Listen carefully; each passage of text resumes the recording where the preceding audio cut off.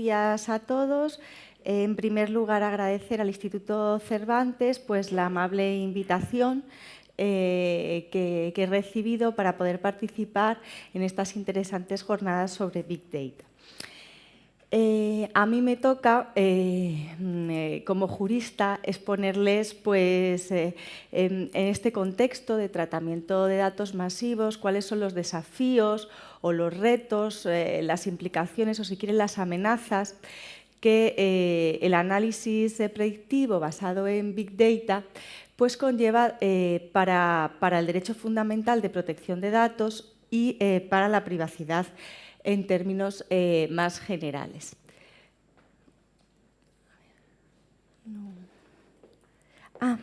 Vale. En primer lugar, bueno, pues viene la gran pregunta, ¿no? ¿Qué es Big Data? ¿Qué es el Big Data? Y bueno, para ilustrarlo, pues les he puesto aquí este pequeño chiste de Dilbert. Se dice que el Big Data proviene de todas partes, ¿no? Lo sabe todo. Según Wikipedia, su nombre es Big Data. Bueno, cuando hablamos de Big Data, estamos hablando, tal y como ha puesto de manifiesto el ponente anterior, de una gran revolución en el modo de analizar y de almacenar datos. Ha habido dos grandes fenómenos que, a mi juicio, han hecho posible el surgimiento del Big Data. Por un lado, la digitalización de la información y las nuevas técnicas de procesamiento de datos. Ni qué decir tiene que el Big Data es fuente de innovación, de crecimiento económico, de progreso, ¿no? Ya lo ha puesto de manifiesto el director del Centro de Supercomputación con todos los proyectos que tienen en marcha pues en materia de investigación científica, médica, predicción meteorológica, de mejor gestión de los recursos energéticos, etcétera.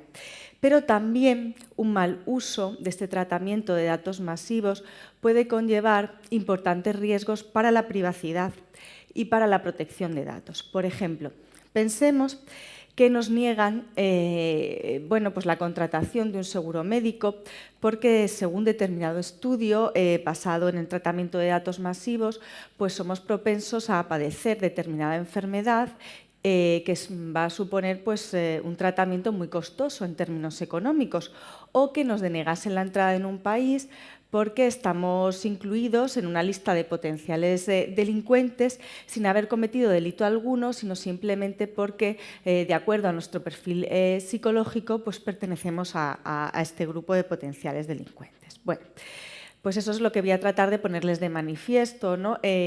Aquellas amenazas, aquellos desafíos para la privacidad a los que tenemos que estar atentos las autoridades de protección de datos y los ciudadanos para salvaguardar pues bueno, estos derechos.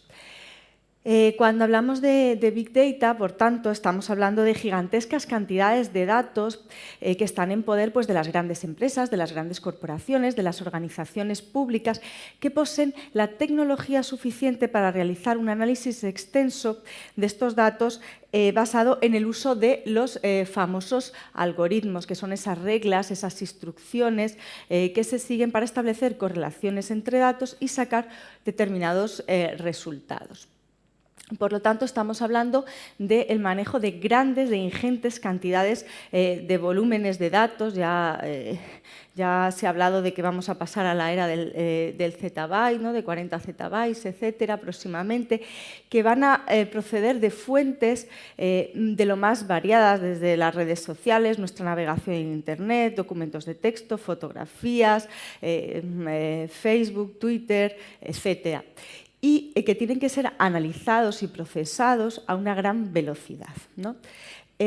Para que se hagan un ejemplo, para que se hagan una idea, ya en el año 2013 se estimaba que la cantidad total de información almacenada del mundo era de 1.200 exabytes, de los que casi toda esa información estaba digitalizada.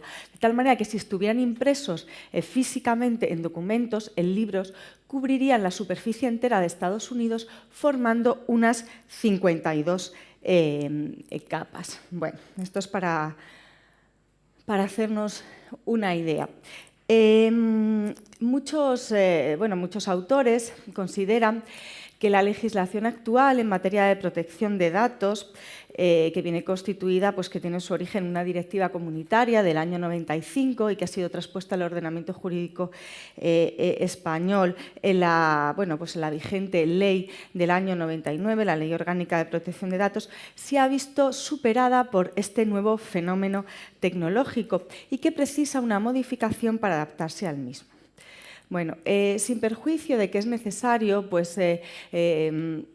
adoptar medidas para complementar la legislación actual y para salvaguardar este derecho fundamental en este nuevo contexto tecnológico, lo cierto es que yo lo que aquí les voy a poner de manifiesto es que hay una serie de principios clave, de principios básicos en materia de protección de datos que en todo caso tienen que salvaguardarse cuando se está realizando un análisis predictivo basado en Big Data, en datos masivos. Si queremos que no se desvirtúe, que no se, que siga existiendo este derecho fundamental, como es el derecho a la protección de datos, como una garantía incuestionable para los ciudadanos. Cuando hablo de dato personal, me refiero a toda información sobre una persona física que la identifique de una manera directa o indirecta. Es decir, una persona puede ser identificada por un número de identificación, nombre y apellidos, número de identificación fiscal, etcétera, o por varios elementos específicos de sus características, desde físicas, psíquicas, hasta culturales, sociales o económicas, que conduzcan a saber concretamente a qué persona nos estamos refiriendo. Pues imagínense la identificación a través de datos biométricos, como puede ser la huella digital o el iris. Para hablar de dato personal, la legislación maneja también un concepto que es el conjunto de medios que razonablemente pueden ser utilizados por una persona o por una organización para poder llegar a identificar a una persona que a lo mejor de forma directa no está identificada. Bueno.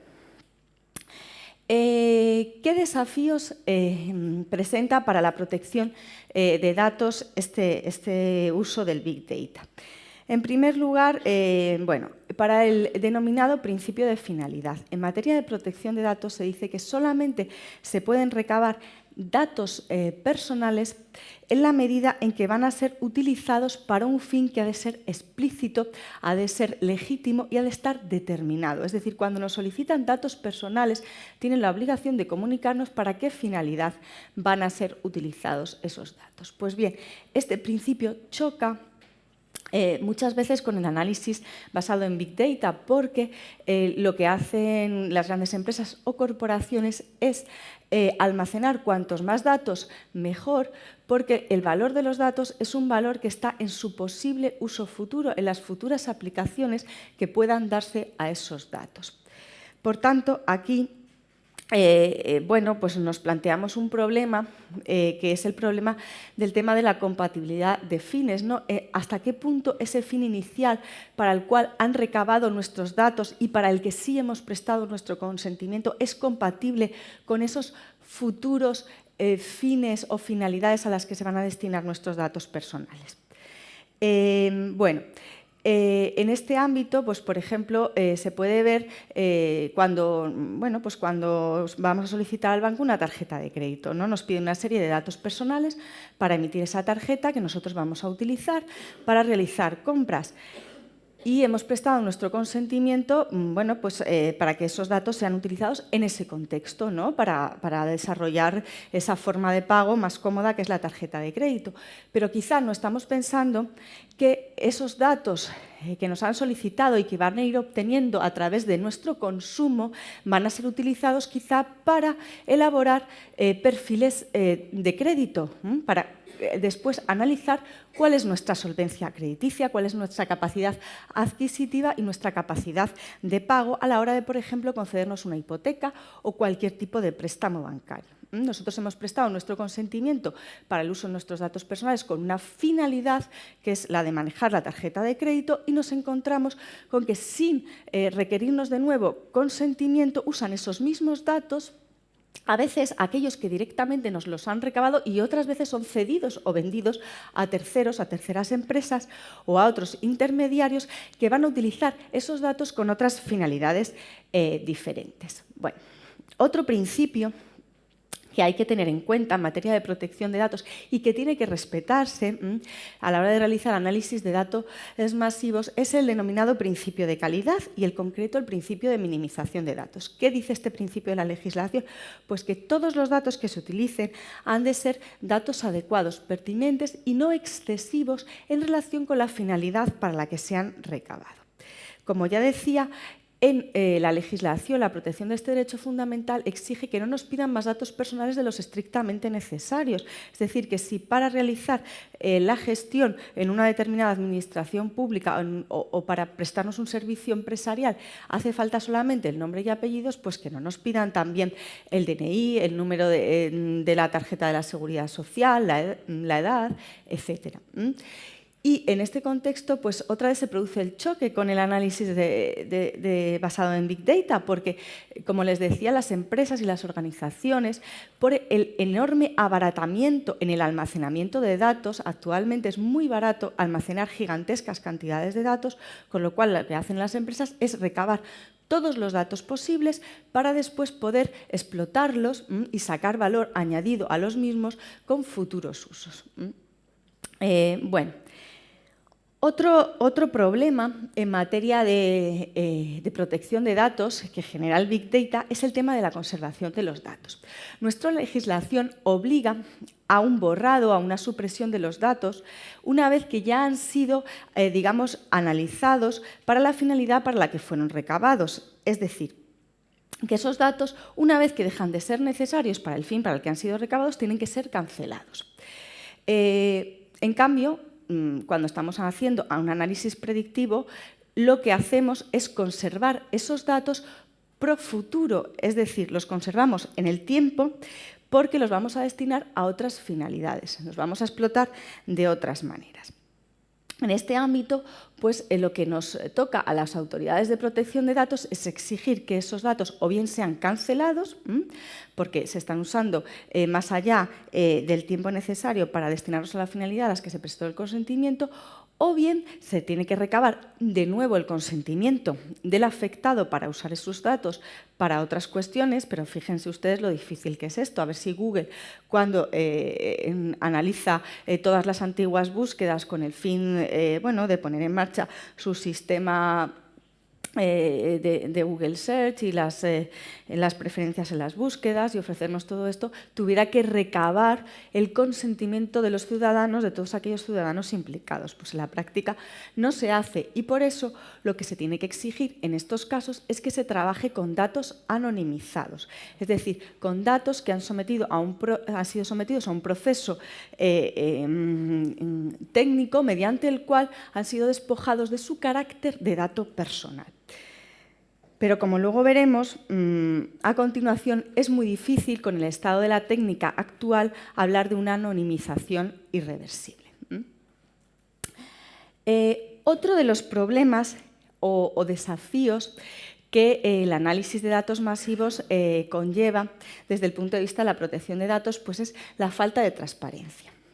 Es muy difícil que los ciudadanos puedan ejercer sus derechos reconocidos en la Ley de Protección de Datos, el derecho de acceder a los datos que se tienen sobre ellos, el derecho de que se les informe sobre para qué finalidades se van a destinar esos datos o sobre si esos datos van a ser cedidos a terceros, diferente del responsable que los ha recabado, etc. Es muy difícil ejercer todos estos derechos si existe una falta absoluta de transparencia.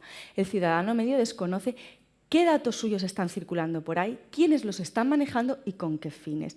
El ciudadano medio no sabe que cuando está navegando por Internet de forma involuntaria a través de las cookies, está facilitando información sobre toda esa navegación, sobre cuáles son sus aficiones, cuáles son sus gustos, qué tipo de productos consume, qué periódico digital lee, etc. Bueno, pues todo esto se utiliza para realizar profiling, lo que se llama perfiles de consumidores en los que nos meten, nos encasillan, ¿no?, en un determinado perfil de consumidor porque saben todo de nosotros, saben nuestra edad, nuestro sexo, nuestros gustos, nuestras aficiones, nuestros hábitos, nuestra profesión, todo ello a través de nuestra navegación en Internet. Y tampoco el ciudadano medio conoce que existen una multiplicidad de actores que intervienen en el tratamiento de datos masivos, sobre todo muchos intermediarios, los famosos data brokers, que se dedican a realizar análisis predictivo con un montón de datos que extraen de diferentes bases y a vender el resultado, las predicciones que sacan con ese análisis predictivo, pues, a otras empresas. Quiero poner también de manifiesto o hacer hincapié en que muchas veces se está manejando lo que en la Ley de Protección de Datos se llama datos especialmente protegidos, información muy sensible. Estamos hablando de datos de origen racial, de ideología, de religión, de orientación sexual, de afiliación política, etcétera. O sea, de datos que se consideran sensibles. Y a veces, aunque los datos que se están manejando con el tratamiento de datos masivos en sí mismos no son datos especialmente protegidos, el resultado de ese análisis sí que puede arrojar un perjuicio para el ciudadano en este ámbito especialmente protegido. Por ejemplo, pues está el famoso caso de los almacenes de descuento norteamericanos Target, que como labor de marketing utilizaron este tratamiento de datos masivos para conocer qué clientes suyas estaban embarazadas. Como saben, el nacimiento de un niño cambia totalmente los hábitos de consumo de una familia, con lo cual quieren dirigirle publicidad específica para aquellas familias que van a tener un niño. Entonces, usaron este tratamiento de datos masivos pues, en función del uso de tarjetas de crédito, de cupones de descuento, para dirigir lo que se llama publicidad comportamental, ¿no? Publicidad dirigida a cada uno de los ciudadanos o de los individuos en función de sus características individuales. Y así, pues, un padre de una menor estadounidense, pues, gracias mejor dicho, a causa del envío de estos cupones de descuento para productos de embarazadas, pues descubrió que su hija menor, que todavía no se lo había comunicado, estaba embarazada. Esto fue objeto de un interesante artículo periodístico y dio lugar a un escándalo social. Y con esto, ¿qué quiero mostrarles? Pues quiero mostrarles que a veces con determinados tratamientos de datos masivos como pues se puede producir un resultado perjudicial en la esfera individual de los ciudadanos, un resultado invasivo para su privacidad. Bueno, otro problema o cuestión que hay que tratar en el ámbito de los datos masivos es el tema del riesgo de reidentificación. Claro, cuando hablamos de la protección de datos personales, estamos hablando de datos que sirven para identificar a la persona, y si las empresas trabajan con datos anónimos, es decir, con datos a los que, como decía antes, se les ha despojado de ese carácter de personal, ya no sería necesario acomodarse o actuar dentro del marco de la legislación de protección de datos. Pero el problema es que, como les decía, con el estado de la técnica actual, con la gran capacidad de almacenamiento, con la gran cantidad de datos que se manejan, con el acceso a multiplicidad incalculable de bases de datos, de fuentes de las que pueden extraerse diferentes piezas de información y combinarse entre sí para dar el resultado de identificar a una persona, es muy difícil hablar de la anonimización irreversible. Y es muy fácil volver a reidentificar a una persona, aunque se haya anonimizado el dato que se está manejando sobre ella. Otro problema en materia de protección de datos personales es el tema de la exactitud de los datos. La legislación de protección de datos exige que los datos personales que se manejan sobre una persona han de ser datos exactos, datos veraces, actualizados, puestos al día. Y en el caso de que no lo sean, el ciudadano o el afectado tendrá un derecho de rectificación, de corrección de ese dato que sea erróneo o derecho a que ese dato sea suprimido, si no se corresponde con la realidad. Y cuando estamos haciendo análisis de datos masivos, pues muchas veces estamos dando por hecho, dando por veraces, por verificados, una gran cantidad de datos que se manejan de fuentes online. ¿Son fuentes fiables? ¿Son fuentes que están verificadas? Pues depende, no en todos los casos. Si son datos que proceden, por ejemplo, de registros públicos, de fuentes oficiales, pues sí, o a veces no, tampoco. O sea que esto es una cuestión que tenemos que tener en cuenta, que no todos los resultados del análisis de datos masivos van a ser acertados si no partimos de datos exactos, de datos correctos. Sobre todo cuando estamos hablando de datos de carácter personal. A veces un dato puede ser cierto, pero puede desvirtuarse porque se utilice en otro contexto diferente de aquel en el que fue recabado o para otro propósito o para otra finalidad. De tal manera que aunque el dato en sí mismo es cierto, es veraz, no refleja la situación actual del individuo o la desvirtúa. Pues el mejor ejemplo son los medios sociales, ¿no? A veces una fotografía de Facebook sacada del contexto, es decir, del medio social, de la red social en la que se ha producido y aplicada en otro ámbito, por ejemplo, en el ámbito laboral, para ver cuál es la confianza en una relación contractual de carácter laboral que ofrece un determinado ciudadano, pues puede dar un resultado negativo o perjudicial para esa persona. Bueno,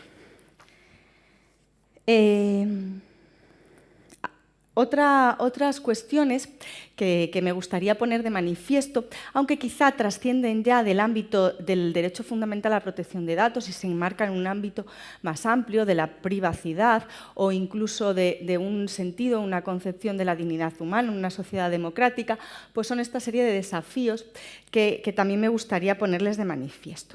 Se ha dicho que un mal uso, ¿no? Un mal uso del análisis basado en Big Data puede dar lugar a un desequilibrio de poder.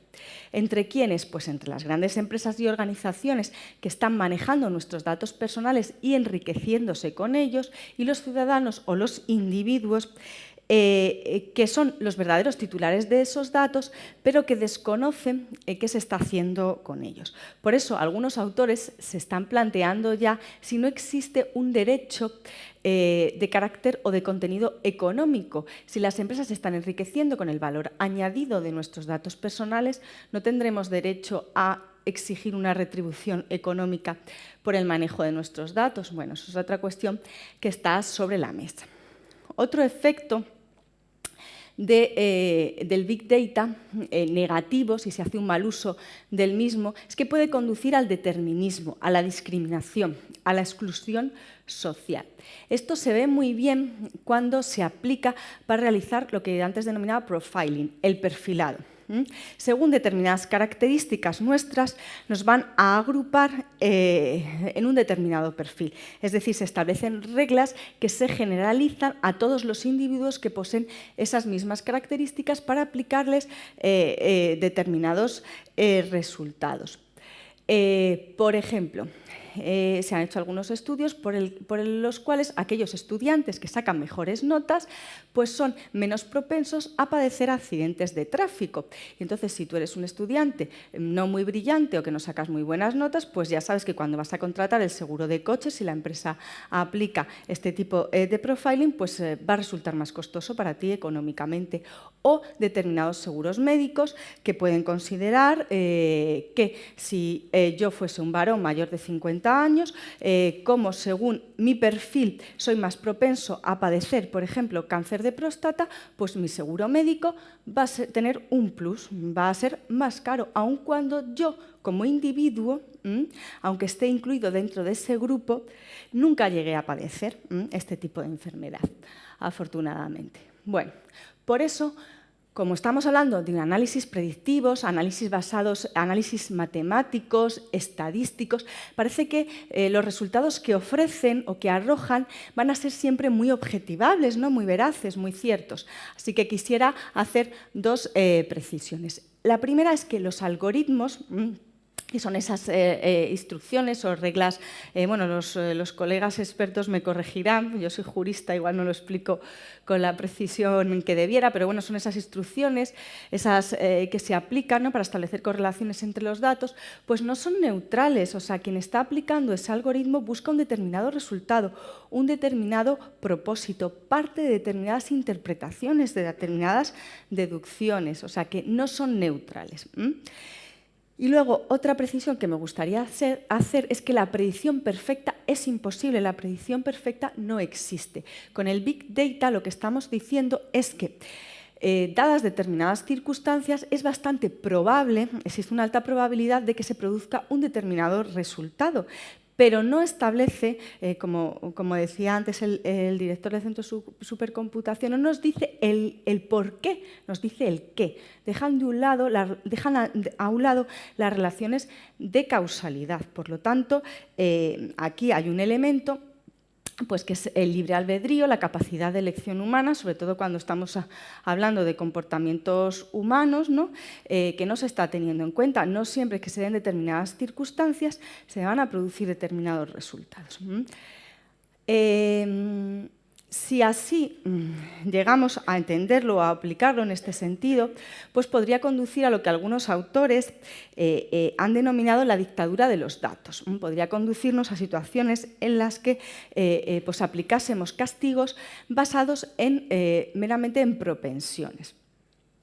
Esto ya, en cierto modo, pues, se está aplicando en algunos lugares, como por ejemplo Estados Unidos, donde resulta que a la hora de establecer las patrullas policiales, pues se tienen en cuenta, se realiza Big Data y se dice estos barrios pues son más peligrosos por el tipo de población que hay, por el tipo de delitos que se cometen, etcétera, etcétera. Y a lo mejor pues una persona de raza negra que vive en determinado barrio, pues se considera que es más propensa a cometer un delito que una persona de raza blanca que vive en otro barrio acomodado. Por lo tanto, se puede dar ese efecto discriminador y hay que tener mucho cuidado con esta mala aplicación del Big Data. Otro, y ya con esto acabo, otro desafío en materia de privacidad es pues el riesgo de que se produzca un efecto, lo que se llama el chilling down effect, el efecto negativo o desalentador, que nosotros, por el miedo a las consecuencias negativas que para nosotros, por ejemplo, a la hora de que nos concedan un préstamo, de obtener un empleo, de que contratar un seguro médico pueda tener nuestro comportamiento, por ejemplo, en Internet, en red, nos autocensuremos y adoptemos un comportamiento artificial, pues a la hora de manifestar nuestras opiniones, de participar en determinados debates, etcétera. Y esto, pues a la larga, va a tener un efecto negativo pues para la libertad de expresión en democracias pues tan consolidadas como la nuestra. Y luego también un efecto de empobrecimiento, porque si los servicios que nos ofrecen están tan personalizados y adaptados a nuestra navegación, a nuestras actitudes, a nuestros gustos, pues al final no vamos a estar expuestos a puntos de vista diferentes. Y esto, obviamente, pues sirve para manipularnos, como decían antes, para manipular nuestro comportamiento y para empobrecer también nuestra democracia. Bueno, con esto acabo. Simplemente les digo que parece que todo esto recuerda, ¿no?, al libro de George Orwell, 1984, en el que hay un gran hermano, que sería el Big Data, que nos está vigilando, que lo conoce, que lo sabe todo. Bueno, y finalmente también acabar con una cita, ¿no?, que ya hizo un juez de la Corte Suprema a principios del siglo XX, y es que la privacidad es el derecho más global de todos, pero parece que es el menos valorado por la gente libre. Bueno, muchas gracias por su atención y nada, espero que ahora las preguntas tengamos ocasión de debatir.